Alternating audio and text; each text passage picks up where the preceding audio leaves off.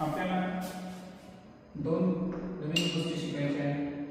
तर एक लक्षात घ्या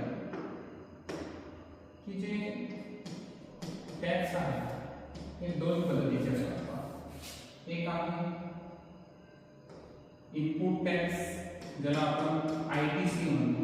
ओके, इनपुट टॅक्स आपण आयटीसी म्हणतो. आणि दुसरा आहे output tax. Okay, so ITC is the input tax and another is the output tax. Simply समजून घ्यायचं असेल तर लक्षात घ्या, आयटीसी केव्हा लागतो? जेव्हा आपण एखादा दुकानदार आहे, तर हा दुकानदार जेव्हा एखादी वस्तू परचेस करतो, ओके, म्हणजे खरेदी करतो, आणि खरेदी करत असताना दुकानदार काय करणार? एखाद्या डिस्ट्रीब्युटरकडून किंवा एखाद्या कंपनीकडून माल खरेदी करणार. तर at the time of purchase हे इनपुट टॅक्स तो या ठिकाणी पे करत असतो. सपोज आपण एक कन्सिडर करू की आपल्याच गावाला एक दुकानदार आहे, तर त्यानं जालना येथे खरेदी करताना काय केलं की काही वस्तू त्यांनी होलसेलकडून विकत घेतल्या आणि परचेसवर तो जो टॅक्स पे करतो त्या टॅक्सला म्हणायचं आपण इनपुट टॅक्स, अर्थातच आयटीसी. आणि जेव्हा ऍक्च्युअल कस्टमरला ती वस्तू सेल करत असताना कस्टमर कडून जो जीएसटी या ठिकाणी कलेक्ट केला जाईल तो असेल आउटपुट टॅक्स. मग प्रश्न असा आहे तर एकाच वस्तूवर दोन वेळेस टॅक्स लागतो का? तर आन्सर आहे नाही. या केसमध्ये आपल्याला जीएसटी पेबल जी आहे तर ही या ठिकाणी कन्सेप्ट माहिती पाहिजे. आता जीएसटी पेबल समजून घेण्याच्या अगोदर आपण फक्त एक छोटीशी गोष्ट समजून घेऊ की आपण असं कन्सिडर करू की जे दुकानदार आहे त्याने काय केले की 1000 रुपयाची वस्तू खरेदी केली. ओके, सो जी परचेस किंवा आपण टॅक्सेबल व्हॅल्यू म्हणू तर ती आहे 1000 आणि रेट ऑफ जीएसटी जी आहे ते आपण कन्सिडर करू 12%. ओके, सो जीएसटी पर्सेंटेज आहे 12%. आता परचेसिंग व्हॅल्यू आहे, लक्षात घ्या टॅक्सेबल व्हॅल्यू म्हणून तर टॅक्सेबल व्हॅल्यू आहे 1000. तर या 1000 वर आयटीसी किती असेल? तर लक्षात घ्या आयटीसी हा परचेस व्हॅल्यूवर असतो. आयटीसी हा कशावर असतो? परचेस व्हॅल्यूवर. आणि म्हणून या केसमध्ये जर आपल्याला आयटीसी काढायचा असेल तर पहा ITC is equal to same formula जो मी तुम्हाला सांगितला होता, GST percentage upon 100 into taxable value किंवा इथं आपण काय करतो purchase value. Okay, so purchase व्हॅल्यूला तुम्ही टॅक्सेबल व्हॅल्यू कन्सिडर करा. सो आता या केसमध्ये जर पाहिलं आपण तर जीएसटी पर्सेंटेज किती आहे? 12 divided by 100 into taxable value. मात्र ही टॅक्सेबल व्हॅल्यू कोणती आहे? परचेस. परचेसच्या वेळेसच इनपुट टॅक्स लावला जातो. ओके, आणि दॅट्स वाय इथं मी परचेस व्हॅल्यू होती 1000 आणि दॅट्स वाय इथे जर आपण 0 कॅन्सल केलं तर ₹120 ही काय येते? आयटीसी. म्हणजे याचा अर्थ जो दुकानदार आहे त्यानं जेव्हा होलसेलरकडून विकत घेतलं होतं तर अशा वेळेस त्यांना 120 रुपये या ठिकाणी काय केलं? त्यावेळेस इनपुट टॅक्स आला. आता सेल करत असताना असं आपण कन्सिडर करू की जी सेलिंग प्राइस आहे तर ती आहे 1200. ओके, तर 1000 रुपये खरेदीची वस्तू आहे त्याने 1200 रुपये मिळाले. कारण ऍक्च्युअल 120 रुपये तर त्याला काय लागलेला आहे? Purchase value. म्हणजे त्याने जी अमाऊंट पेड केली होती. लक्षात घ्या या केसमध्ये जर तुम्हाला अमाऊंट पेड काढायची असेल, लक्षात घ्या या अगोदरच आपण शिकलेलं आहे की जे अमाऊंट पेड असतं हे काय आहे? अमाऊंट पेड आहे taxable value plus total GST. Taxable value म्हणजे आयटीसी मध्ये ती परचेस व्हॅल्यू होती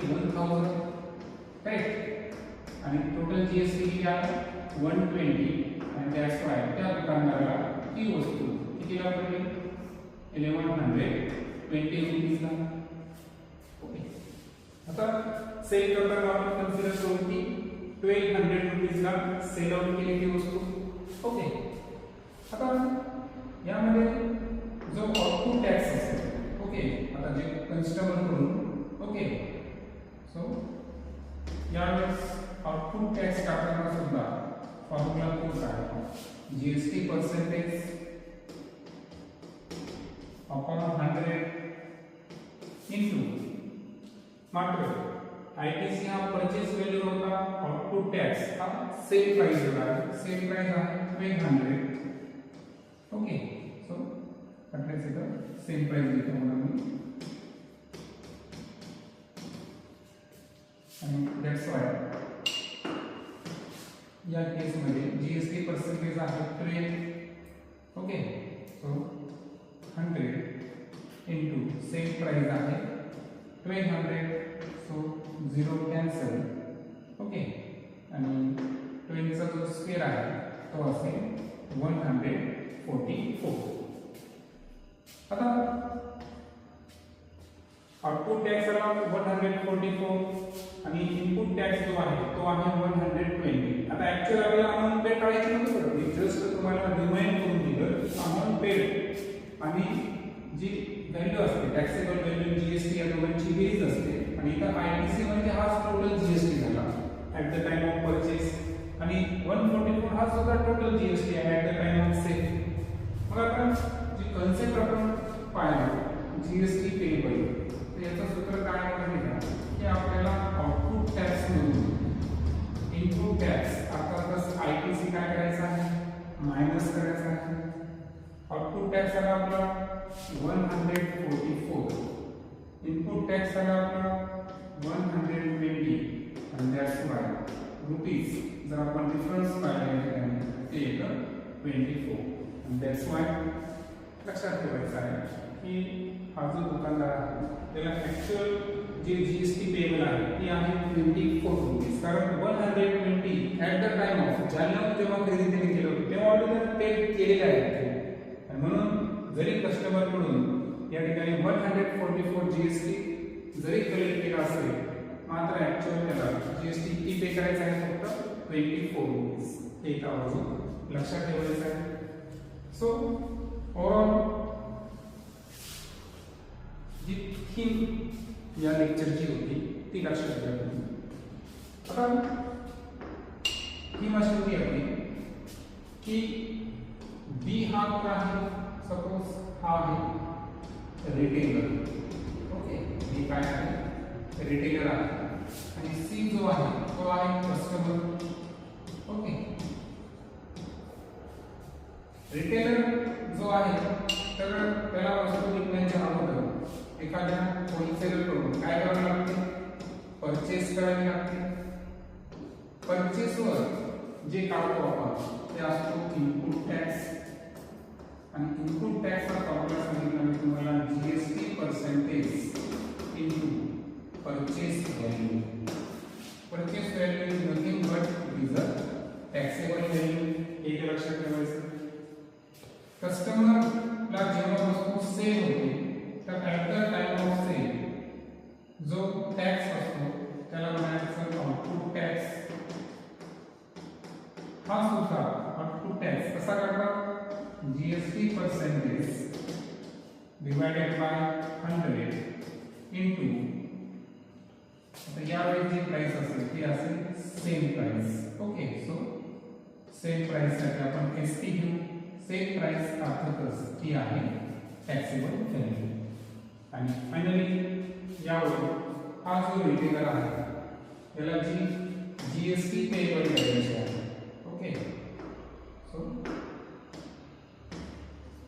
अशा केसमध्ये जीएसटी पेएबल जी काढायची आहे ही जीएसटी पेएबल काढताना सोपं सूत्र आहे ते आहे आउटपुट टॅक्स मायनस आयटीसी. आणि म्हणून हे सूत्राच्या सहाय्याने आपण काय करू शकतो जीएसटी पेएबल करू शकतो. आता एक्झाम मध्ये फक्त एकच डिफरन्स आहे का, तो डिफरन्स मी तुम्हाला सांगतो की आतापर्यंत मी जे बोललो ते विदाउट जीएसटी बोललो. लक्षात आलं का? पहा इथं म्हटलं मी रिव्हर्स जातो. रिव्हर्स जात असताना मी परचेस प्राइसला काय कन्सिडर केलेलं आहे, टॅक्सेबल व्हॅल्यू. त्यामुळे मी विथ जीएसटी म्हणतो का, नाही. टॅक्सेबल व्हॅल्यू विथ जीएसटी ही काय असते, अमाऊंट पेड असते. Is it clear? कारण या उदाहरणामध्ये मी मुद्दाम इथं अमाऊंट पेड काढलेली आहे. कशासाठी काढली? अमाऊंट पेड यासाठी काढली कारण जेव्हा मी इनपुट आणि आउटपुट टॅक्स बद्दल बोलतोय तिथं कंसामध्ये हे फार लक्ष देणं आवश्यक आहे की ते विदाउट जीएसटी आहे का विथ जीएसटी आहे. दिलं नसेल तर विदाउट जीएसटी आहे, दिलं असेल विथ जीएसटी तर ती टॅक्सेबल व्हॅल्यू नाही. ती काय आहे? ती आहे अमाऊंट पेड. एक छोटं उदाहरण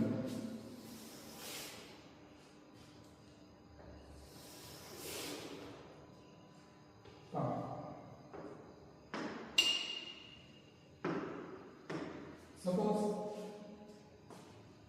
एक कस्टमर आहे. ओके, सो इथे आहे बी. सो आपण बी ला कन्सिडर काय केलं आहे, इट इज अ रिटेलर आणि सी जो आहे तो आहे कस्टमर. ओके, आता दोन उदाहरण समजून घेऊ. जर मी म्हणतो की याची जी परचेस व्हॅल्यू आहे, परचेस व्हॅल्यू ही आहे 200 रुपीज. ओके, परचेस व्हॅल्यू आहे 200 रुपीज आणि जे जीएसटी पर्सेंटेज आहे ते यावेळेस घेतो मी 20%. बरोबर. आणि त्यानंतर जी सेल प्राइस आहे, ओके, सो सेल प्राइस आहे ₹300. जीएसटी पर्सेंटेज काय बदलला नाही. ओके, अशा केस मध्ये काय होतं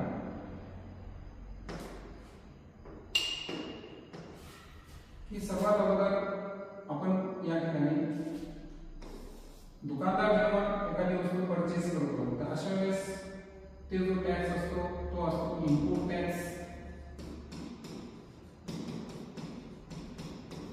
आता ज्या अर्थी इथं जीएसटी पर्सेंटेज दिलेला आहे, परचेस व्हॅल्यू दिली कंसामध्ये कुठेही विथ जीएसटी नाही. याचा अर्थ इनपुट टॅक्स करताना डायरेक्ट टॅक्स पर्सेंटेज किती आहे 20, टॅक्सेबल व्हॅल्यू किती आहे 200. सो अशा केस मध्ये ₹40 हा झाला input tax. Clear? Same price मध्ये पाहू आपण आउटपुट टॅक्स जर असेल तर काढला तर तो आहे जीएसटी पर्सेंटेज जे आहे 20. सेम प्राइस दिलेला आहे, कुठेही दिलेलं नाही की with GST. Okay, so taxable value is 300. So rupees किती येतं 60. आणि या केसमध्ये जर आपल्याला जीएसटी पेबल काढायचं असेल काय सांगितलं, आउटपुट टॅक्स मध्ये काय मायनस करायचं, आयटीसी. दॅट्स वाय 60 मधून आपण 40 मायनस करायचं ₹20. हे असेल जीएसटी पेबल. आता हेच उदाहरण आपल्याला विथ जीएसटी घ्यायचं आहे. सो मी पुन्हा एकदा दाखवतो. सेम घेतलं, GST percentage 20, purchase value 200, sale price 300. फक्त एक शब्द काय वाढलं विथ जीएसटी. ओके, अमाऊंट तेच घेतले. आता हे समजून घेणं फार आवश्यक आहे की ही जी 200 आहे ती आहे amount paid. It is not a taxable value कारण ती विथ जीएसटी आहे. विथ जीएसटी अर्थातच ते अमाऊंट पेड आहे. सो अशा केसमध्ये जर जीएसटी पेबल करायचं असेल तर काय महत्त्वाचं आहे की आपल्याला काय माहिती पाहिजे, पहिल्यांदा आपल्याला माहिती पाहिजे इनपुट टॅक्स आता इनपुट टॅक्स कशावर गेले तर इनपुट टॅक्स मिळतो का GST percentage upon 100 into taxable value किंवा परचेस प्राइस पण मात्र ती विथ जीएसटी नसावी. मग आता अशा केसमध्ये काय होतं ही जी वस्तू आहे ती जीएसटी सहित आहे म्हणजे याचा अर्थ लक्षात घ्या की 100 रुपीज जर टॅक्सेबल व्हॅल्यू राहिली असती तर ती वस्तू विथ जीएसटी कितीला पडते 120 ला. विथ जीएसटी ला ती वस्तू आपल्याला 200 रुपयाला पडली. याचा अर्थ त्या वस्तूची जी टॅक्सेबल व्हॅल्यू आहे ती काय असायला पाहिजे एक्स असायला पाहिजे. आणि दॅट्स व्हाय इथे होतो का आपला एकच गुणाकार आणि सो यामध्ये x is equal to x सोडून द्या क्रॉस आहे 200 into 100 divided by 120 so 0 0 cancel so 2000 divided by 12 and so 12 ones are 12 8 12 6 are 72 2 6 are 72. Okay तर ही आहे पहा ही जी आहे ही आहे टॅक्सेबल व्हॅल्यू. लक्षात घ्या इनपुट टॅक्स जे आहे ते काढण्यासाठी आपल्याला टॅक्सेबल व्हॅल्यू पाहिजे होती. ती टॅक्सेबल व्हॅल्यू आपण या गुणोत्तरावरून काढली. त्यानंतर आता आपल्याला इनपुट टॅक्स करावा लागेल. किती लक्षात.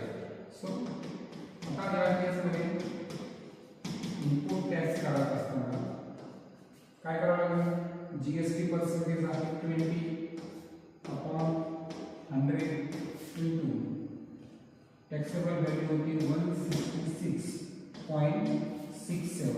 या मल्टिप्लिकेशन आपण इनपुट टॅक्स करू शकतो किंवा याच्यापेक्षा एक सिंपल फॉर्म्युला की आपल्याला माहित आहे की जीएसटी जर काढायची असेल तर काय करतो आपण जी अमाउंट पेड आहे त्यामधून टॅक्सेबल व्हॅल्यू काय करतो मायनस करतो. सो सिंपली अमाउंट पेड जी आहे विथ जीएसटी अमाउंट पेड असते ती आहे 200 मायनस टॅक्सेबल व्हॅल्यू आहे सो 33.33 ही असेल जीएसटी. ओके आता इनपुट टॅक्स अर्थातच जीएसटी आहे आणि त्याच तुम्ही हे कॅल्क्युलेशन मोबाईलवर करून घ्या तर तुम्हाला जे आन्सर मिळेल तर ते आन्सर हे 33.33 रुपीज एवढंच असेल. करेक्ट. अशा पद्धतीने आपण इनपुट टॅक्स काढला. सेम पद्धतीने ही जी सेल प्राइस आहे ही सुद्धा विथ जीएसटी आहे हे लक्षात. तर आता या उदाहरणामध्ये आपण कसं ठेवू सांगा. सर्वात काय काढलं टॅक्सेबल व्हॅल्यू. ओके सो आठवून घेऊ इथे आपल्याला इनपुट टॅक्स टॅक्सेबल व्हॅल्यू होता. टॅक्सेबल व्हॅल्यू आपण कशी काढली की 100 ला 120 तर 200 ऑलरेडी पेड केले विथ जीएसटी तर विदाउट जीएसटी अर्थातच टॅक्सेबल व्हॅल्यू एक्स कन्सिडर केली की आपण सेम पद्धतीने इथे सुद्धा 20% जीएसटी आहे म्हणजे 100 रुपयाची वस्तू आपल्याला 120 ला पडते तर 300 ला जर पडली असेल तर त्याची टॅक्सेबल व्हॅल्यू पुन्हा एकदा आपण काय कन्सिडर करू एक्स.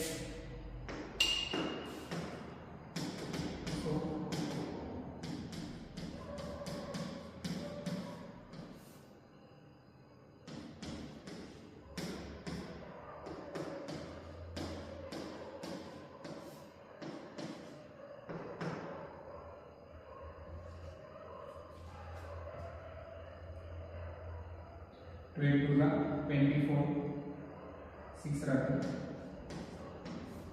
सो जे टॅक्सेबल व्हॅल्यू आली ती आली 250 आणि आता यावरून आपण काय करणार आउटपुट टॅक्स. हा formula GST percentage upon 100 into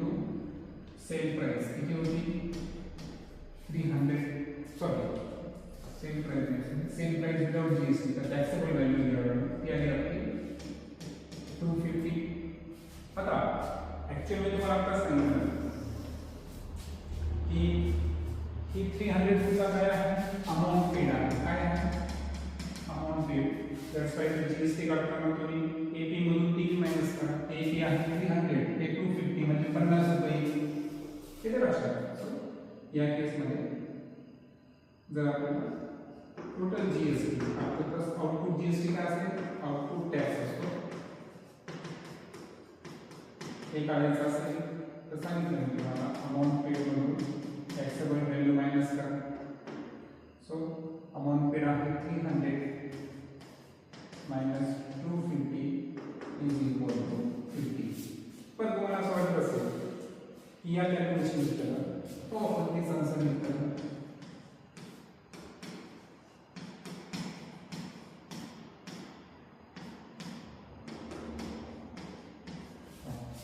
same answer दोन्ही ठिकाणी आहे आता प्रश्न राहिला फक्त की आपल्याकडे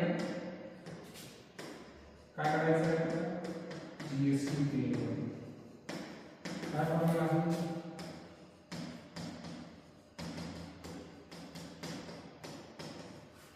ओके आउटपुट टॅक्स आहे 50 रुपीज आणि ऑलरेडी पेड केलेला जो टॅक्स त्याला आपण आयटीसी म्हणतो तो किती होता 33.33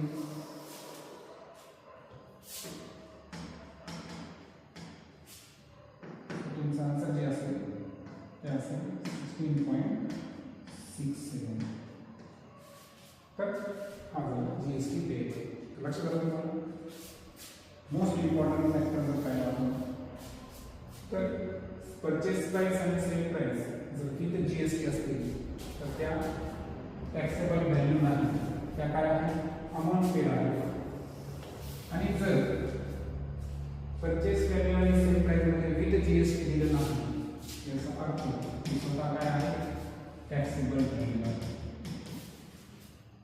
टॅक्सेबल व्हॅल्यू जर असतील तर त्यावर जीएसटी पेबल काढणे हे फार सोपं आहे मॅक्झिमम हेच विचारतात पण टफेस्ट प्रॉब्लेम मध्ये जर विथ जीएसटी आलं तिथं मात्र तुम्हाला त्या सर्व स्टेप करूनच जीएसटी पेबल काढावं लागेल